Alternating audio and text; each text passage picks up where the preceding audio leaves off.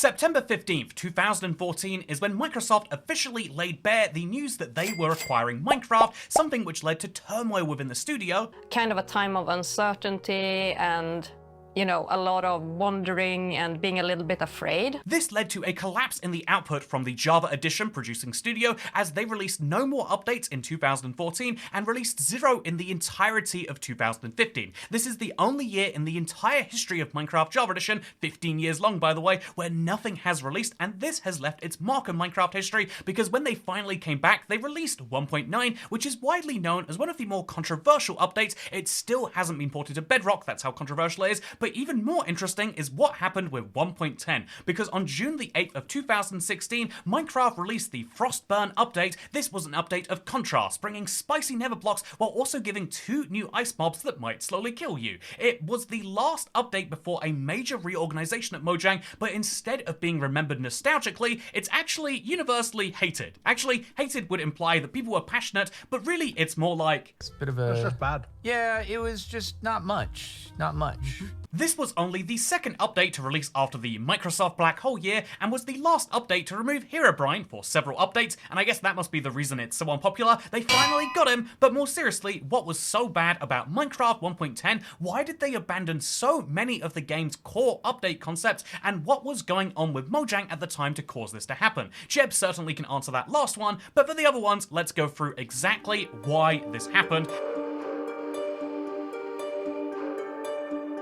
If someone says that a Minecraft update sucks, they usually just mean that they didn't like it. Minecraft 1.9 is a great example of this in practice because as Mojang decided to make changes to the combat system, they didn't realize that people quite liked the combat system the game had over the past few years, and so this led to a huge number of people disliking the update, but at the same time you also have large numbers of people who will defend it or say that it's at least not too bad because it gave us the End Islands. 1.10 on the other hand has a much more fundamental problem, and that doesn't come from any major hated features that it has. In fact, it added quite a few very well loved features, such as the first one that Jeb teased right here, Enderman in the Nether. This was huge for anyone who wanted to defeat the game because you didn't have to just search deserts over and over and over again for Enderman. You could find them in a more convenient dimension. Until the Nether update, this was perhaps one of the best things they'd added in this 5-year period, and so it's funny that after something so major, you could say you dislike it. However, with no hated features and only good features, shouldn't this be an all-time great? Well, actually, there's a second type of bad,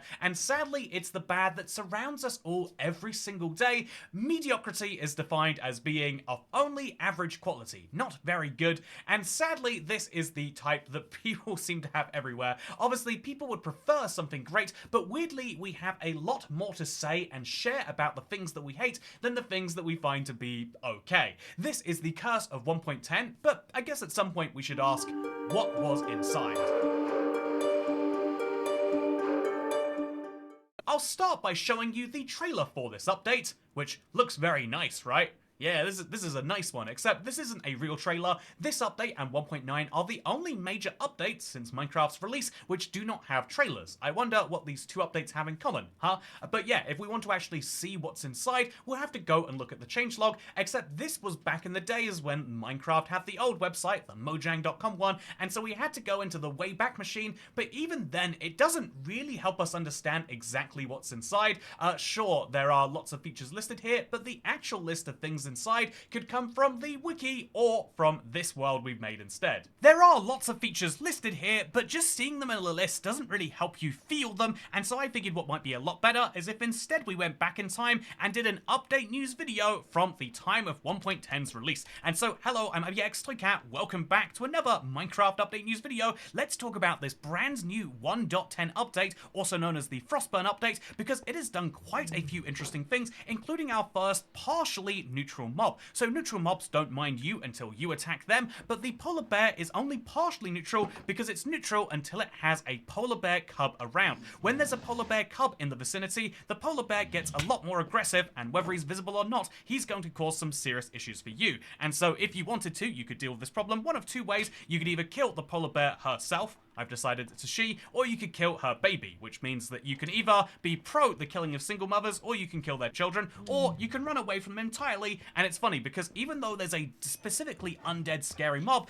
the stray has substantially less bite in the attack than this does. So this is what a stray will do when it attacks you. It looks pretty bad, right? I just took some serious damage, but the real bad thing is the fact that I took slowness as well. This is a new type of skeleton that will give you the slowness effect, and it's basically a part of a new mob system that Mojang's working on to have lots of new mob variants for different biomes. This one will spawn in cold biomes, but we also have a third mob. It's not Herobrine because he's obviously gone, and the third new mob will spawn in the hot biome. So husks, as a way you could put it poetically, husks are so hungry that they choose to share their hunger with you, which looks something like this. If I get close enough to the husk, there you can see now my hunger bar has got the hunger effect. So two new mob types, both of which give you a special effect relevant to that mob. Very, very fun stuff. But they're also from different biomes too. So a hot zombie and a cold skeleton, I kind of like this. I also like the 3 brand new blocks we've gotten, the Never Warp blocks and the Magma blocks and the red Never Brick blocks. All of these can be crafted using some Never Warts or some Never Bricks, or with the Magma, you can't craft it at all, actually. You gotta find it in the wild. But you know, you can believe that you can craft it if you try hard enough, just like how you can believe that if you go underground, you might get lucky and find a fossil. Yeah, fossils are now a very, very rare chance underneath a given chunk, which means that if you just explore for long enough, you might find one of these. And speaking of things you might find, it's worth mentioning that there is also, actually, you want to see a real fossil in the wild? Let's go find a real one. I can't believe we were looking at a man-made one this entire time. Wow, it looks the same, but with some some hanging lanterns below it. So let's go back now and let's talk about some other new things in this update. So you might be familiar with the magma blocks. They're not just a block by themselves, but they'll be able to hurt you or mobs. This means that now you can have automatic mob killing farms because you can crouch on these blocks to save yourself, but mobs aren't smart enough to crouch, and so they'll stand on it until slowly that one damage kills them. Kind of beautiful, right? Speaking of things that are beautiful, this is where we have to say that is everything that is major in this update. There are small changes that have been made to features like the villages and parity changes with things like the Mason mineshafts, but for now, this is everything in this update. So now I think it's worth mentioning that everything in this update actually kind of found its place later on, right? The fossils weren't great when they launched, but 1.18 put diamond ore in them, and that made people love them. At the same time, magma wasn't great when it launched, but it actually became a great block with the aquatic update, where it finally was able to be mixed with water and led to some very interesting elevator-style effects. And in the exact same way that these things are true, it's also very true that the husks and the strays have their benefits. Basically, everything in this update got better after it came out, except polar bears and obviously the red Never Brick, which is just, it exists. That is the best I can really say about it. It exists, it's a nice block, I love it, but it's used so infrequently because unlike these other blocks which got extra uses from the Never update and the aquatic, the red Never Brick has kind of sat there alongside the polar bear very weirdly. Sorry, am I breaking the flow of this update by saying that? So let's instead climb up this Never Fortress and show you the last couple of features because auto jump was also added in this update. Okay, that's mostly a Pocket Edition thing. It's very relevant, but for now, we can just say it exists. And we can also say that there is a brand new type of mineshaft. If you haven't seen it, it looks like this. It came from the Pocket Edition, where they made Dark Oak mineshafts as a fun exclusive, and then they added them to Java in this update. And that is... that's all. There's got to be more to this world, right? We can't have an entire update, a main version update that had that many features. Yeah, we've got to be just missing all the major stuff, right? There's more in here, no? It's a whole update. We've got to have missed some features. Wait, yeah, of course. Oh, how could I forget? The biggest thing of all is, remember when I said they added fossils earlier? They also added the bone blocks so that the fossils could be made from them. That's disappointing. It almost feels like they made this update in just a few weeks.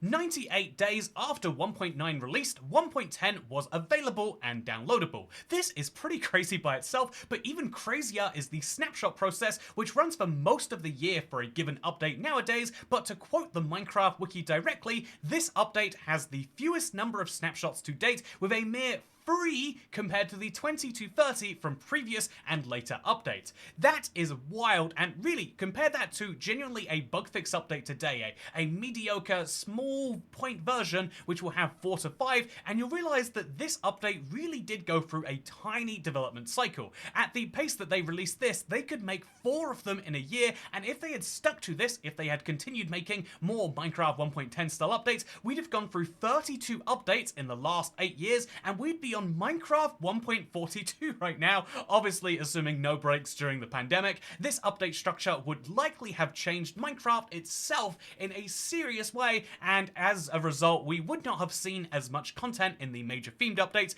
and so we would have been in a very different world right now. I almost want to say, thank God there are fewer updates, or maybe I shouldn't be saying that, but what I do want to say is part of the reason for this is explained by this direct Jeb tweet right here. We're still working on the Minecraft 1.9.3 patch, and there will not be any 1.10 snapshots until it's done and released. And this is April 27th. This is most of the way into the 3-month development cycle, which kind of tells you that yes, at the point, even though this took a full 3 months to release, even that is kind of a qualification of saying that actually it took a full 3 months to go from 1.9 to 1.10, but because 1.9 was such a big update in many ways, it meant that 1.9.3 was still happening multiple weeks after the release of that update, and so 1.10 snapshots only were so few because they had so little time to do so, something which is important to know. And I think that the release time is not just interesting in terms of the number of days between this update and the last one, although that is still the most mind-blowing part about 1.10, definitely makes those features seem a bit better, but what's interesting about the release time is what was going on at the exact same moment.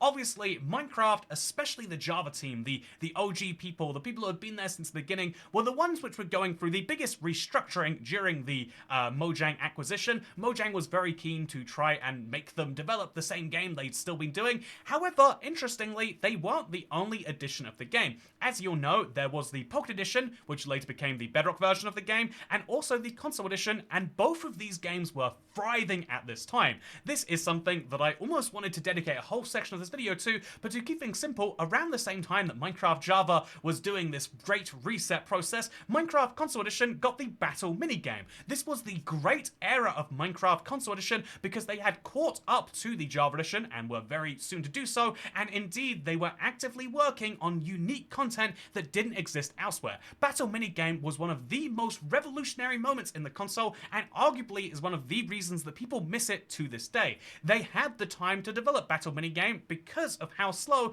things were going down on the Java Edition. Although, that's not to say that Jeb wasn't obviously focused on that project too. A fun fact is he did actually visit 4J specifically for the release. It was a very, very big moment, but also it was a big moment for the Pocket Edition, later the Bedrock Edition.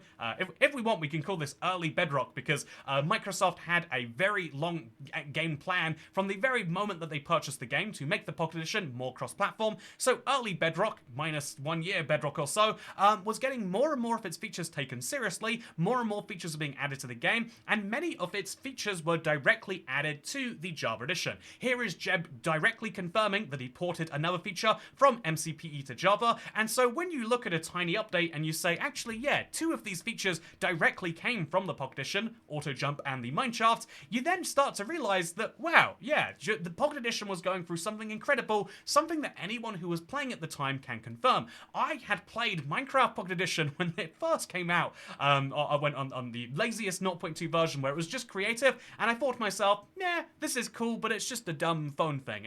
I'm sure so many people have a shared opinion of that, but when it came closer to 1.0, and when it started adding infinite worlds and all the trappings that we know of modern Minecraft, it started to be seriously cool and fun to play. I hated touch controls in games, I could never get used to them, but I got used to them for the sake of Minecraft Pocket Edition, and that is how well the Pocket Edition era was going at the exact same time that the console era was starting its biggest incline that it ever did. Battle minigame led to other minigames, and at the same time, Java could say for that last 2 years, where the Bedrock and the Console Edition had achieved so much, they could say, we made one very controversial update, and then we made one even more so controversial update. Controversial because it's less controversial, perhaps you could say. And so that, I guess, is where we need to now really drill in the nail of just how hated 1.10 was.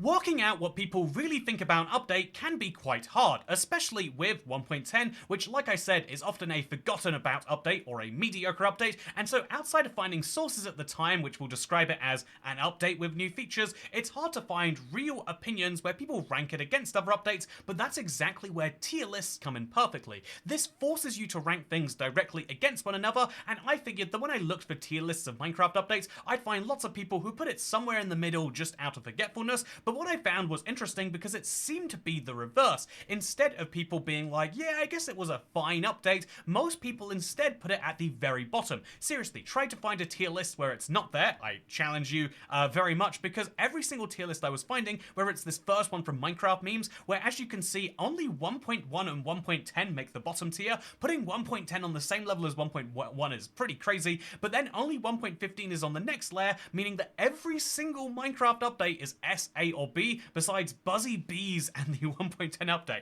Very, very damning report right there. The first YouTube video I found, because I figured, you know, Google searching alone isn't going to be enough, put 1.10 in the worst tier all alone. Seriously, Buzzy Bees made it into good. There are 4 updates that made it into the trash tier, but at the same time, there is a worse tier that is a whole level below, and even more damning than this is Captain Sparkles, who would have been one of the bigger YouTubers at the time of the release of 1.10, had this to say: 1.4 was previously in the E tier, and he literally had to move it to put 1.10 in there. Poor Frostburn update. That's yeah, that was it's a bit of a. It's just bad. Yeah, it was just not much. Not much.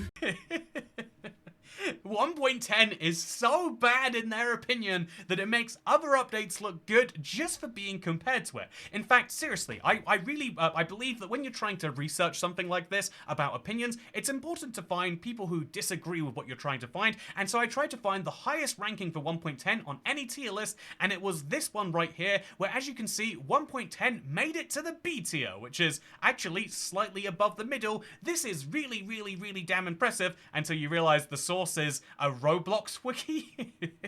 So people who play Roblox, from those people, you'll find a lot of them say, yeah, this is mid, I guess. People who don't play a lot of Minecraft will say the update is fine, and people who do play a lot of Minecraft, even some of the biggest faces, will say that it is alright at best, and it is trash tier. It is beyond bad of everything else at worst. Something that is crazy to be able to say.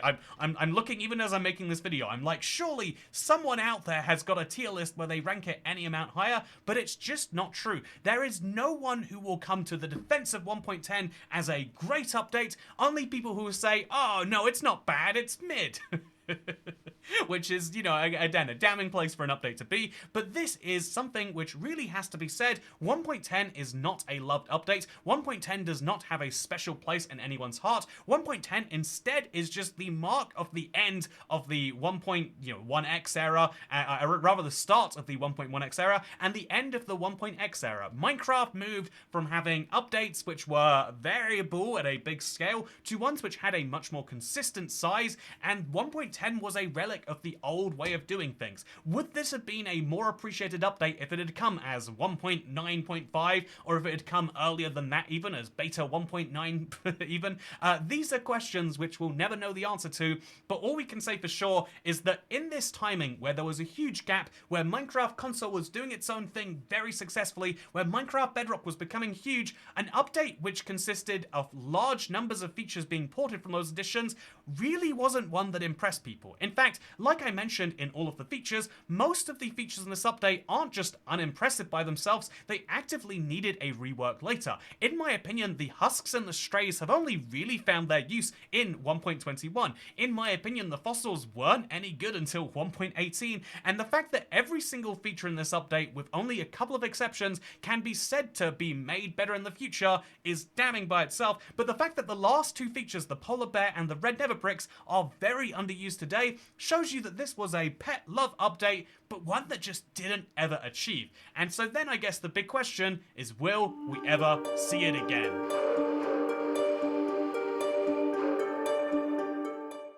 Perhaps Perhaps the most interesting thing about this whole 1.10 saga, which seems obvious looking back, is that 1.15 proved that Mojang had some desire to make this style of update again, but although the community didn't hate it as much, the Buzzy Bees update had all sorts of lovely fan interactions, it is still seen as a flop in general. As proven by those tier lists, perhaps the smaller update format was part of the reason for the success of 1.16, you know, better by comparison, although it's worth mentioning that 1.17 was a smaller update that didn't make 1.18 much more successful, although that was for different reasons. We don't want to force anyone to work overtime. Even if it did work, I doubt that having some updates underperform so that others could look better by comparison would be a very good long-term solution though, and so it's worth mentioning that these updates, these smaller ones of 1.10, 1.1, and 1.15 all would have flown entirely under the radar had it been in the alpha or beta periods. At that point in time, it was entirely accepted that 1.7 might come out and make a few changes to fences and bring in pistons, and that would be all. It was just accepted that Mojang got to dictate the size of their own updates, but something changed with the full release. After 1.0 came out, updates to the game weren't bringing it up to, you know, being a completed product, but instead were adding on top of it. Every one of these updates started to get names, therefore, something which they've stuck with to this day, and they also started to instill this expectation in the community that every single major version number, whether it's 1.13 or 1.6, would have some major meaning behind it. This major version number, which became attached to an update name,